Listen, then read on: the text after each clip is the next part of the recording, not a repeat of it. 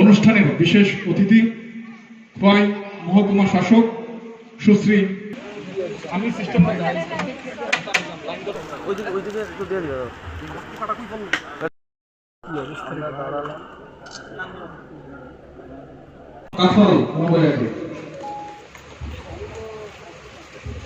রাখার জন্য আমি বিনম্র আবেদন করছি। আজকের এই মহতী অনুষ্ঠান করে নেব। আজকের এই মহতী অনুষ্ঠানের বিশেষ অতিথি, তারপরে আমরা বরণ করে নেব। জ্বলাইতেছে ভারতের দিকে, আগরতলায় কি অবস্থা, পরায়ের মতো অবস্থা। আমি তখন বললাম, আমি as a member of the Council of Ministers, I raised my concern.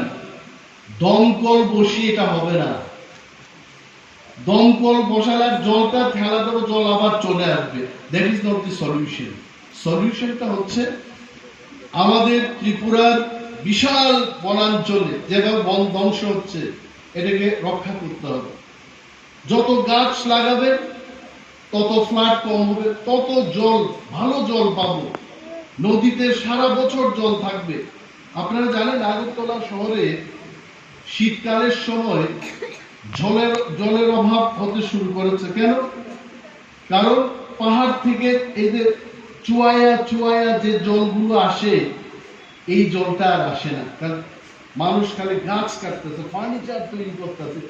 এখানে যদিও কাঠের কয়েকটা ফার্নিচার দেখেছি, না হয় মানুষ সাজানির জন্য বলছে, ওগো ভালো কাঠের ফার্নিচার বিক্রিগুলো, নাহলে বাড়ি করে শান্তি রাখতো না। আমরা যদি গাছ কেটে শুধু ফার্নিচার বানাই, জল ধরে রাখার ক্ষমতা জঙ্গলের আর থাকবে না।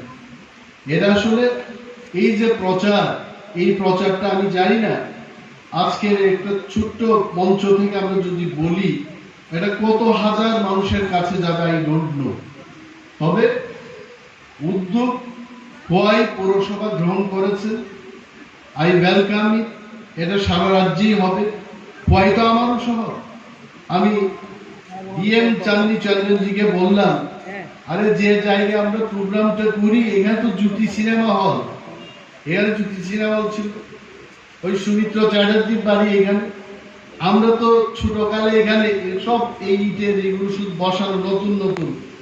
আমরা বিকেল বেলায় বসতাম আর নদীর জল কিভাবে বাংলাদেশের দিকে যাইতো এটা আমরা দেখতাম। ফ্লাডের সময় আমরা আসতাম, আমরা দেখতাম এই সমস্ত জায়গা।